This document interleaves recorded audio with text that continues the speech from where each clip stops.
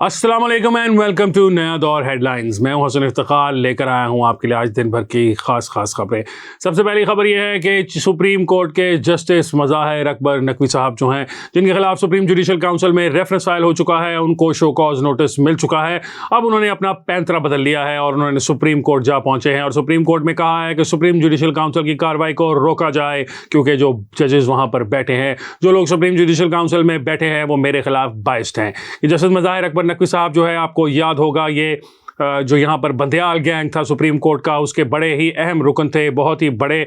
Player थे उस game के अंदर। इनके साथ और भी दीगर जज साहिबान, इज़्ज़त माब जज साहिबान सुप्रीम कोर्ट के शामिल थे सारी गेमें बनाने में, सारी गेमें करने में। इनके बारे में आप सबको पता होगा, इनकी ऑडियो लीक्स आ चुकी हैं। साबिक वज़ीर आला पंजाब परवेज़ इलाही साहब के साथ ये गुफ्तगू कर रहे थे और बिल्कुल ऐसा फील हो रहा था जैसे परवेज़ इलाही साहब और इनके घरेलू सतह पर ताल्लुकात हैं, इनके आपस में मेल जोल बहुत है और इस तरह की बहुत सारी बातें हैं। जज साहब जो हैं, इज़्ज़त माब जज साहब जो हैं, उनके ऊपर इल्ज़ामात की एक लंबी फहरिस्त है और ये इल्ज़ामात आज से नहीं है। जब ये हाई कोर्ट लाहौर के जज हुआ करते थे, इन पर इल्ज़ामात तब भी लग रहे थे कि ये पैसे लेकर केसेस के फैसले करते हैं और इन्होंने इनके ऊपर जो उस वक्त इल्ज़ाम था, उसके अंदर एक ही केस के अंदर इन्होंने एक शख्स की ज़मानत मुस्तरद कर दी, लेकिन जब उस शख्स ने एक और वकील कर लिया जो वकील जज साहब का जानने वाला था और उसने जज साहब को अप्रोच कर लिया और यकीनन जज साहब को कोई मालो दौलत भी दिखाई, कोई पैसे भी खिलाए, तो उसके बाद जो ज़मानत का फैसला था वो उस शख्स के हक में हो गया। ये केस सुप्रीम जुडिशल काउंसिल तक गया, लेकिन वहाँ पर जस्टिस मज़ाहिर नकवी साहब के जो साथी बैठे थे, जो दोस्त बैठे थे, जो उनके करम फरमा बैठे थे उस वक्त इंटेलिजेंस एजेंसीज़ के अंदर, पाकिस्तान की इस्टेब्लिशमेंट के अंदर, उन्होंने उनको भरपूर सपोर्ट किया, उनकी मदद की और उनसे वो केस ख़त्म करा दिया। जिसके बाद उनकी सुप्रीम कोर्ट में एलिवेशन हो गई। उनकी सुप्रीम कोर्ट में एलिवेशन के चर्चे भी सब जानते हैं कि उसके पीछे किन किन लोगों का हाथ था, इस्टेब्लिशमेंट के किन मोहरों ने इन जज साहब को सुप्रीम कोर्ट में लेके जाने के लिए अपना रोल अदा किया। और आज वो तमाम के तमाम मोहरे जो हैं वो हट चुके हैं, इसलिए जज साहब अकेला अकेला सा महसूस करते हैं। अब वो जज साहब चाहते हैं कि सुप्रीम कोर्ट के अंदर बैठे जो उनके मोहब्बत करने वाले जजेस हैं, जिसके अंदर जस्टिस एजाजुल एहसन साहब सर फहरिस्त हैं, जस्टिस मुनीब अख्तर हैं और इस तरह के जो दीगर जजेस हैं जो कि जस्टिस मज़ाहिर अकबर नकवी साहब की हम सोच हैं या उनके हम उनसे उनकी सोच में मुताबिकत रखी जाती है, उन लोगों को केस सुनाने के लिए सुप्रीम कोर्ट के बेंच में मुकर्रर किया जाए। आपको याद होगा कि जस्टिस मज़ाहिर अकबर नकवी साहब जो हैं एक और केस की समाअत कर रहे थे, लाहौर के CCPO का केस था। उस केस की समाअत करते करते इन्होंने उस वक्त के चीफ जस्टिस उमर अता बंदयाल साहब को एक खत लिख दिया और उस खत में कहा कि पंजाब के अंदर इलेक्शन जो हैं उनका मसला 184(3) के तहत आप टेकअप कर लें। हैरत की बात है कि सवाल कुछ और था, सवाल एक सरकारी मुलाजिम की बरतरफी या ना बरतरफी का था, और लेकिन जवाब जो था सुप्रीम कोर्ट की जानिब से कुछ अजीब सा आया और बाकी पंजाब के अंदर इलेक्शन कराने का केस खोलकर सुप्रीम कोर्ट बैठ गई। जैसे मज़ाहिर अकबर नकवी साहब जो हैं, उन पर इल्ज़ामात की लंबी फहरिस्त में ये भी शामिल है कि उनके बेटे जो हैं वो उनके नाम पर पैसे पकड़ते हैं और फिर जो फैसले हैं वो उनकी मर्जी के हो जाते हैं। जिन लोगों ने सुप्रीम कोर्ट के जज को पैसे दिए हों वो अपनी मर्जी का फैसला करवा लेते हैं। बड़े बड़े सवालात हैं, बड़े बड़े इल्ज़ामात हैं। उनके पास बहुत सारी ऐसी जायदादें हैं जो कि डिक्लेयर्ड नहीं हैं या उनके मनी ट्रेल मैच नहीं करते, लेकिन जज साहब अभी भी बज़िद हैं कि वो बिल्कुल साफ और शफाफ शख्सियत के हामिल हैं और उनके खिलाफ सिर्फ एक बायसनेस की बुनियाद पर कार्रवाई हो रही है। और बायसनेस भी किसकी, कौन है उनके खिलाफ बायस्ड? पाकिस्तान के इस वक्त के चीफ जस्टिस जो काजी फ़ाइज़ ईसा साहब हैं, ये जस्टिस मज़ाहिर अकबर नकवी साहब खुलकर उन पर हमला कर रहे हैं और उनकी तरफ इशारा करके कह रहे हैं कि ये जो हैं ये बिल्कुल बायस्ड जज हैं और मेरे हक में फैसला नहीं देंगे। अब सवाल यहाँ ये पैदा होता है कि यही सुप्रीम जुडिशल काउंसिल है जिसने काजी फ़ाइज़ ईसा जैसे साफ शफाफ जज को भी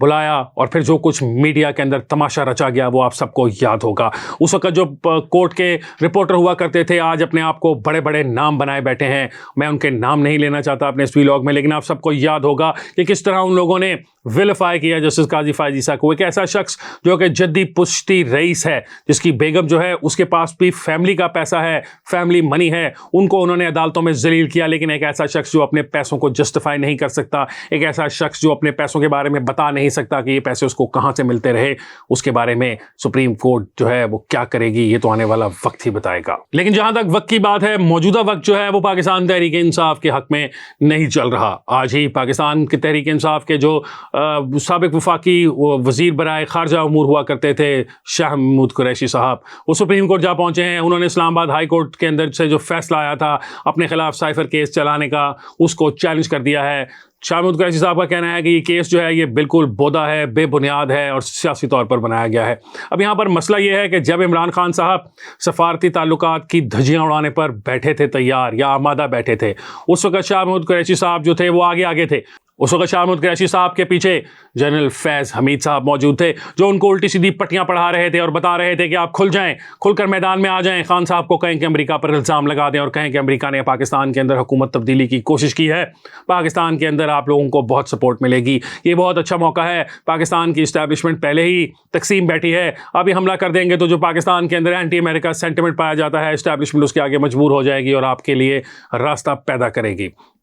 अब तारीख ने सब कुछ बता दिया है कि उस साइफर जो था वो एक हकीकत तो ज़रूर था, लेकिन उस साइफर जो था वो पाकिस्तान के सफ़ीर की जानिब से लिखा गया था, पाकिस्तान के फ़ॉरेन ऑफिस को, और उनको बताया गया था कि इस तरीके से अमरीकी एहलकार ने मेरे से गुफ्तगू की है। उसके बदले में जो एक डिमार्च दिया जाना था वो पाकिस्तान तहरीक इंसाफ की हुकूमत ने भी दिया, लेकिन उसके दरमियान जो तमाशा रचा गया, जो तमाशा बनाया गया, जो पब्लिक का अंदर एक डॉक्यूमेंट को लहराया गया, ना सिर्फ पब्लिक के अंदर एक डॉक्यूमेंट को लहराया गया बल्कि वज़ीर आज़म पाकिस्तान जो हैं उन्होंने ये डॉक्यूमेंट अपने साथी जो या अपने से मोहब्बत रखने वाले सहाफ़ी और यूट्यूबर्स थे उनको भी दिखाया। और मज़े की बात यह है कि किसी भी पब्लिक के बताने से पहले, मार्च के एंड में जब उन्होंने ये पब्लिक में लहराया, उससे पहले वो अपने सहाफ़ी दोस्तों को बता चुके थे, उनको बुलाकर वो साइफर दिखा चुके थे, और यहीं से उनके खिलाफ जो केस है शाह महमूद कुरैशी साहब के खिलाफ और इमरान खान साहब के खिलाफ, वो उसकी बेसिक बुनियादें शुरू होती हैं। जो पाकिस्तान के अंदर ओहदा है वज़ीर आज़म का या वफाकी वज़ीर का, उसके अंदर इन दोनों ने हलफ उठाया होता है कि पाकिस्तान के अंदर कोई ऐसी इन्फॉर्मेशन इनके पास आए जो कि इनके ओहदे की वजह से इनके पास आई है, किसी और शख्स को डाइवर्ज नहीं करेंगे, जिसको करने की इनको इजाज़त नहीं है। लेकिन इन्होंने खुलकर उसकी धज्जियां उड़ाई, क्योंकि इनके ख्याल में ही उस वक्त सब कुछ करने की सलाहियत रखते थे। आपको याद होगा कि ना सिर्फ ये खत लहराना और ये सारी बातें, इसके बाद इसी खत को बुनियाद बनाकर अदम एतमाद की तहरीक को उठाकर बाहर फेंका गया, जो कि गैर कानूनी था। सुप्रीम कोर्ट ने बाद में डिक्लेयर भी किया कि वो गैर कानूनी था, लेकिन उसकी भी उनको सज़ा नहीं मिल सकी। आज ये दोनों जो हैं साहिबान, इमरान खान साहब और शाह महमूद कुरैशी साहब, इस बात से बचना चाहते हैं, क्योंकि उनको पता है कि इसके सिले में उनको ना सिर्फ सज़ाएँ होंगी बल्कि वो काफ़ी लंबे अरसे के लिए नाअहल भी हो जाएंगे। और शाह महमूद कुरैशी साहब के बारे में तो कहा जाता है कि वो हमेशा इक़्तिदार के करीब रहना चाहते हैं, हमेशा इस्टेब्लिशमेंट के साथ मिलकर सियासत करते हैं। पाकिस्तान पीपल्स पार्टी से पाकिस्तान तहरीक इंसाफ तक का सफ़र भी उनका इस्टेब्लिशमेंट की बदौलत ही हुआ था। और शाह महमूद साहब का उस वक्त ख्याल था कि फैज़ हमीद साहब जो उनको सुहाने ख्वाब दिखा रहे हैं, जो ख्वाब उनकी आंखों में बसाए जा रहे हैं फैज़ हमीद साहब की जानिब से, वो एक दिन सच होंगे। पाकिस्तान की इस्टेब्लिशमेंट फिर से इमरान खान का हाथ थाम लेगी और ये सब कुछ जो है सब कुछ जो है ये कालीन के नीचे चला जाएगा, कारपेट के नीचे चला जाएगा, और किसी को याद नहीं होगा कि इन्होंने पाकिस्तान के कवानीन की कैसे धज्जियां उड़ाई। लेकिन ऐसा नहीं हुआ और अब वो सज़ा से घबराकर सुप्रीम कोर्ट का दरवाज़ा खटखटाने पर मजबूर हो चुके हैं। इससे पहले इस्लामाबाद हाई कोर्ट के चीफ जस्टिस जो है वो अपने फैसले में खुली तरीके से बता चुके हैं कि एक ऐसा केस है जिसके अंदर ज़मानत तो मिलना बहुत मुश्किल है, क्योंकि इसकी सज़ा या सज़ाए मौत भी है और या फिर उम्र कैद भी है। इवन दो शाह महमूद कुरैशी साहब और इमरान खान साहब दोनों को इस किस्म की कोई सज़ा नहीं होने वाली, उनको मैक्सिमम मेरा ख्याल है 3 से 5 साल की सज़ा होगी और उसके बाद वो नाअहल करार दे दिए जाएंगे। लेकिन उनके दिलों में एक डर मौजूद है कि कहीं हमें लंबी सज़ा ना दे दी जाए, इसलिए शाह महमूद कुरैशी साहब चाहते हैं कि उनको ऊपर ना सिर्फ ये केस ख़त्म की, उनको ना सिर्फ ज़मानत दी जाए बल्कि उनके ऊपर से ये केस ही ख़त्म कर दिया जाए। आने वाले दिनों में क्या होता है, क्या शाह महमूद कुरैशी साहब की ये जो दिली ख्वाहिश है ये पूरी होती है या नहीं, इसके बारे में तो वक्त ही बताएगा। प्रोग्राम के आखिरी से हम बात करेंगे लाहौर में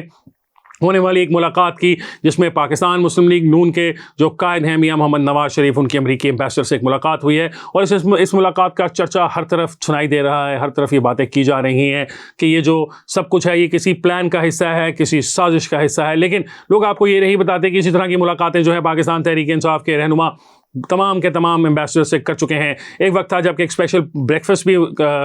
डिप्लोमेटिक सर्कल्स में कराया गया, जिसके अंदर शाह महमूद कुरैशी साहब गए थे और उनके साथ पंजाब से 2-3 लोग, रऊफ हसन साहब गए थे और इस तरह के 2-3 और लोग गए थे, जिन्होंने जाके इन तमाम एम्बेसडर्स को इस बात पर कन्विंस करने की कोशिश की थी कि पाकिस्तान में ह्यूमन राइट्स की वॉयलेशंस हो रही हैं, पाकिस्तान में एक जमहूरी निज़ाम जो है उसका कत्ल किया जा रहा है और सब कुछ इस किस्म का जो प्रोपेगेंडा पाकिस्तान तहरीक इंसाफ करती है वो करने की भी भरपूर कोशिश की गई। लेकिन तब तो कोई नहीं बोला, तब तो किसी ने नहीं कहा कि ये बाहर के ममालिक को पाकिस्तान के अंदर उन्हीं मामलात में मदाखलत के लिए कह रहे हैं कि पाकिस्तान तहरीक इंसाफ के लोग अमरीकी सेनेटर्स को ख़त लिखकर अमरीकी सेनेटर से अपने हक़ में बयान दिलवा रहे हैं और पाकिस्तान की हुकूमत के ऊपर प्रेशर डलवाने की कोशिश करते हैं या पाकिस्तान की आर्म्स डील्स कैंसिल कराने की कोशिश करते हैं, तब भी कोई नहीं कहता कि ये आलमी साजिश का हिस्सा है। लेकिन अगर इसी तरह कोई एम्बेसडर जो है वो जाकर